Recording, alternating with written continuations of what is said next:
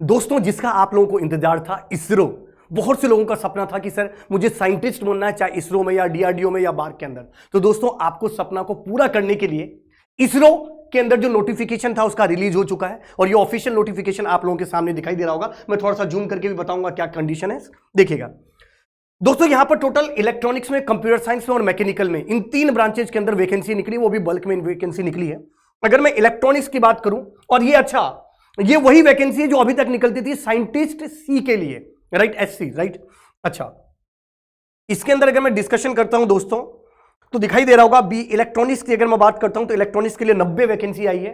Last year से अगर मैं कंपेयर करूं, लास्ट ईयर मतलब लास्ट टाइम जब निकला था उससे अगर मैं कंपेयर करता हूं तो लास्ट टाइम इलेक्ट्रॉनिक्स में 133 वैकेंसी निकली थी, इस बार 90 वैकेंसी निकलाई। थोड़ी सी कम है पर फिर भी काफी है।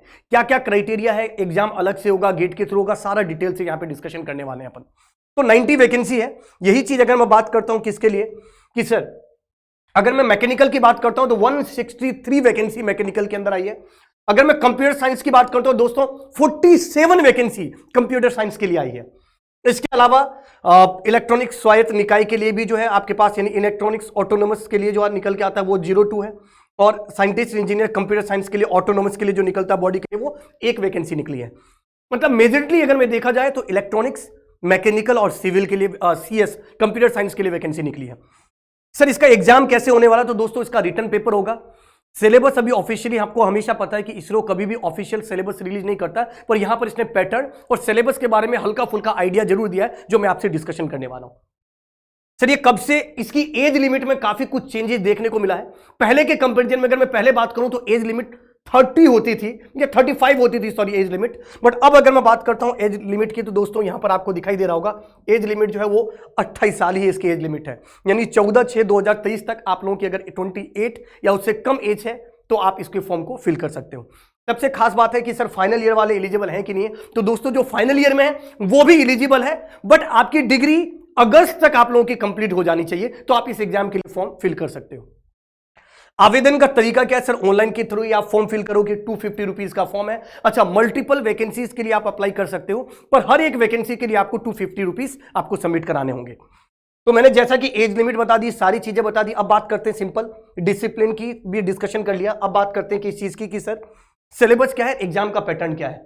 तो दोस्तों एग्जाम जो होगा वो ऑफ, मतलब रिटर्न पेपर होगा इसका, और रिटर्न पेपर कहां कहां पर होगा, कैसे होगा, वो भी डिस्कशन करते हैं। रिटर्न पेपर जो होगा, अच्छा पहले पैटर्न की बात कर लेते हैं फिर रिटर्न पेपर की बात करेंगे दोस्तों। पार्ट ए और पार्ट बी, 2 पार्ट के अंदर पेपर होंगे। पार्ट ए की अगर मैं बात करता हूं तो टोटल 80 क्वेश्चंस होंगे पार्ट ए के अंदर। पहले भी 80 क्वेश्चंस होते थे, पर हर एक क्वेश्चन 3 नंबर का होता था पहले। यहां पर थोड़ा सा चेंज हुआ है, हर एक क्वेश्चन 1 नंबर का है और नेगेटिव मार्किंग 1/3 है। तो लगभग 80 क्वेश्चंस आपके पूछे जाएंगे, राइट। कहां गया ये, एरिया ऑफ डिसिप्लिन में स्पेसिफिक 80 मल्टीपल चॉइस क्वेश्चन पूछे जाएंगे जो 1 नंबर का होगा। और अगर आप, ये थोड़ा सा आपको दिख नहीं रहा होगा तो मैं थोड़ा जूम कर देता हूं, yes now it is visible to you. 1 number का होगा, गलत करोगे तो -1/3 हो जाएगा, मतलब नेगेटिव मार्किंग भी है इसके अंदर दोस्तों। इसके साथ ही जो 80 क्वेश्चन होंगे, उस 80 क्वेश्चन में 75% ऑफ द जो क्वेश्चन होंगे वो आपके ब्रांच से रिगार्डिंग होंगे, और जो 25% होंगे वो अलाइड ब्रांच, यानी आपके ब्रांच से मिलते जुलते जो ब्रांच है, जो सब्जेक्ट है, उससे रिगार्डिंग भी क्वेश्चन पूछे जा सकते हैं। जैसे फॉर एग्जांपल अगर आप मैकेनिकल से हैं और कुछ सब्जेक्ट आपको ऐसा लगता है कि सिविल में भी है, तो वहां से क्वेश्चन मिलता जुलता आ सकता है। एक और चीज मैं आपको समझा दूं, जैसे इलेक्ट्रॉनिक्स वालों के लिए बहुत ही बेसिक एप्लीकेशन है।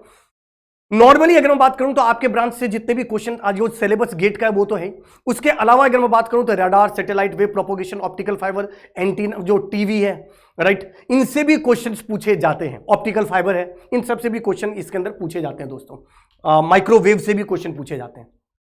तो पार्ट ए के अंदर टोटल 80 क्वेश्चंस होंगे। 75% जो होगा वो होगा इंजीनियरिंग बैकग्राउंड का ही होगा, और 25% भी टेक्निकल ही होगा, पर थोड़ा अलाइड, थोड़ा दूसरे आपके ब्रांच से मिलते जुलते जो ब्रांच है उससे रिगार्डिंग क्वेश्चन पूछे जा सकते हैं।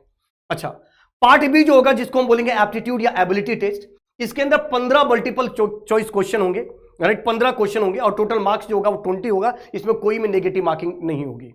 The question will be based on the numerical reasoning, logical reasoning, right, diagrammatic reasoning, abstract reasoning and deductive reasoning. यानी मेनली आपके पास जो एप्टीट्यूड या एबिलिटी टेस्ट होगा उसके अंदर रीजनिंग से रिगार्डिंग आपके क्वेश्चंस पूछे जाएंगे दोस्तों। और उसके बाद ही आपका इंटरव्यू होगा। इंटरव्यू का उन्होंने रेशो भी बताया, 1:5 बट हालांकि इसरो का ये कोई फिक्स नहीं होता, इस बार इन्होंने फिक्स किया है। इसरो 1:10 पर भी बुलाता है और 1:6 पर भी बुलाता है, 1:8 पर भी बुलाता है। यहां पर इन्होंने मेंशन किया 1:5 के लिए बुलाया जाएगा, राइट। मिनिमम 10 कैंडिडेट, ठीक है, विद एग्रीगेट, ठीक है।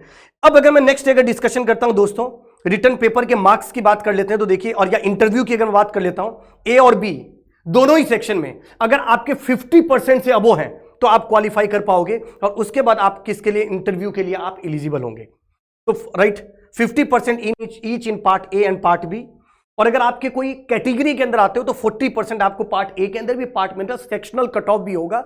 इंडिविजुअल सेक्शन के अंदर पार्ट ए के अंदर 50% से अबो, पार्ट बी के अंदर 50% से अबो, ओवरऑल भी 50% से अबो आना चाहिए, तब आप इंटरव्यू के लिए एलिजिबल होंगे। और इंटरव्यू में आपको 60%, यानी इंटरव्यू की अगर बात करो तो 50 मार्क्स से अबो अगर आपके आते हैं तो आप इंटरव्यू के लिए क्या होंगे, एलिजिबल होंगे। और ओवरऑल एग्रीगेट की अगर मैं बात करता हूं, यानी रिटर्न प्लस इंटरव्यू, ये दोनों मिलाकर अगर आपके 60% से अबो हैं, मार्क्स आ रहे हैं, तो आप इसके लिए एलिजिबल होंगे, आपका सिलेक्शन हो सकता है। इसका मतलब दोस्तों, पहले के कंपैरिजन में अगर भी मैं बात करूं तो पहले रिटर्न पेपर का वेटेज काउंट नहीं होता था, रिटर्न सिर्फ स्क्रीनिंग होता था, पर यहां पर रिटर्न का भी वेटेज काउंट होगा, और जो आपके पास जो इंटरव्यू है उसका भी काउंट होगा, दोनों मिला के स्कोर बनेगा। और अगर आप जनरल कैटेगरी में हैं, अगर आपके 60% से अबो मार्क्स आते हैं तो आप एलिजिबल होंगे और आप सिलेक्शन आपका हो जाएगा। फॉर्म के बारे में हमने बात करी ली है। साइंटिस्ट के अंदर टोटल 15,600 पे बैंड, जो बेसिक पे वाला इसके अंदर है। लगभग जो इन हैंड सैलरी आएगी ज्वाइनिंग के टाइम में लगभग 65 से 70,000 के आसपास आएगी आपकी, राइट। तो ये काफी कुछ हमने डिस्कशन कर लिया है दोस्तों। अब आपको इंतजार करने की जरूरत नहीं है, आपको सीधा जाकर फॉर्म फिल करने की जरूरत है। आज 25 तारीख से इसका फॉर्म फिल होना स्टार्ट, आज 24 यानी कल से इसका फॉर्म फिल होना स्टार्ट हो जाएगा। तो इस अपॉर्चुनिटी को मिस ना करिए, जल्दी से फॉर्म भरिए। और इसका एक डिटेल एनालिसिस भी करके हम आपको बताने वाले हैं कि प्रिपरेशन कैसे करने वाली है। आपको पहले ही मैंने बताया कि यह है गेट वाला, राइट। यहां पर आपको पूरी चीज की डिटेल एनालिसिस करके हम बताते हैं, और आप लोगों की सिलेक्शन की हम गारंटी भी लेते हैं। मतलब आप लोगों को कैसे पढ़ना है, क्या सिलेबस है, कहां से क्या चीजें मिलेगी, वो सारी डिटेल नेक्स्ट वीडियो के अंदर जो मैं इसरो पे बनाने वाला हूं वहां पर हम डिस्कशन करेंगे। Till that, thank you very much, all the very best, जय हिंद।